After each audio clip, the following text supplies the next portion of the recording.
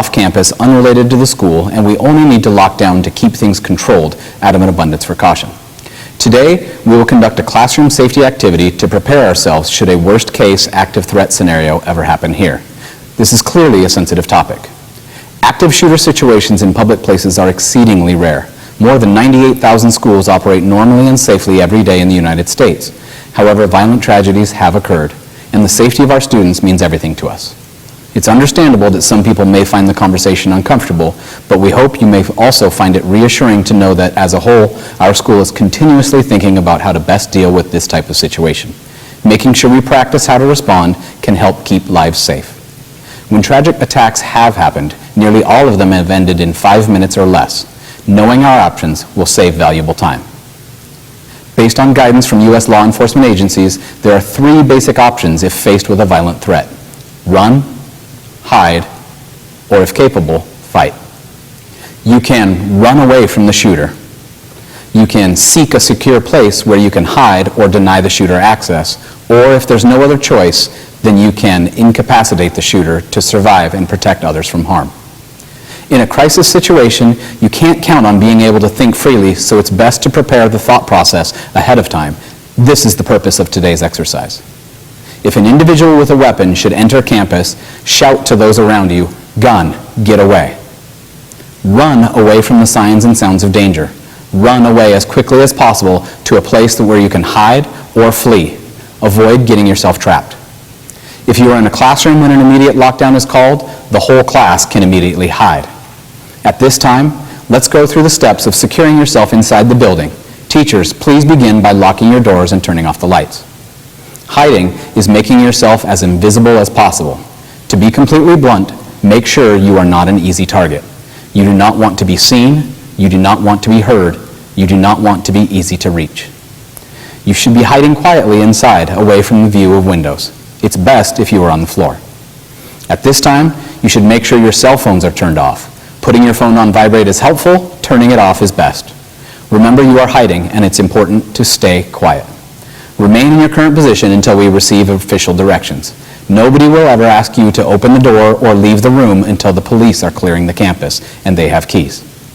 At this time, while remaining silent, think about what you would do if an intruder was able to force their way into the room or was already in the room in which you are hiding. What would you do?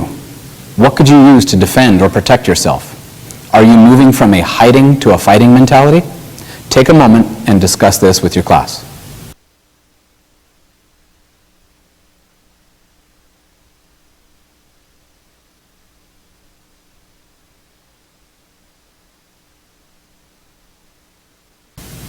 What could you use to throw or defend yourself?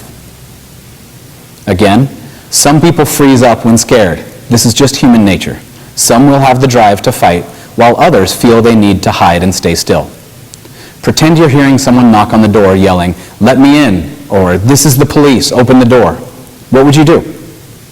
We do not want to open a room and risk the security of everyone inside. Police will have keys to open all doors, so never open the door. If you are outside and doors are locked, you must rely on running instead of hiding.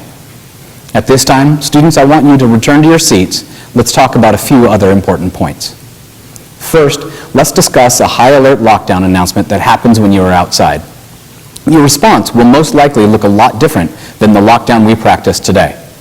Once again, if we have an intruder on our campus who we feel is a threat to our safety, we have 3 options: run, hide, and/or fight. This morning we practiced hiding, and we talked what we could do to fight off an intruder as well. If you are in a classroom when a lockdown is called, then you can immediately hide. If a high alert lockdown happened during a time when you are out of class or at PE, your best option may very well be to run. To run away from the signs and sounds of danger. Run away as quickly as possible to a place where you can hide or escape the situation. Avoid getting yourself trapped.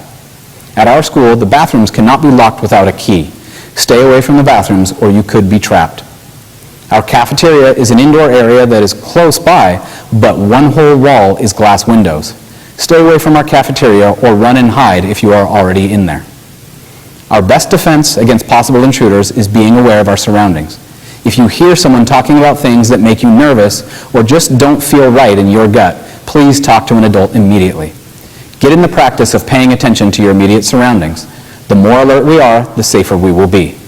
Speak up when something doesn't seem right. The risk of remaining silent is far too great. It's important for all of us to take responsibility and to report when we see or hear something that seems unusual. It's not okay to ignore these things. You are not breaking trust, and you are not a snitch. In fact, just the opposite. You are the person strong enough to do the right thing.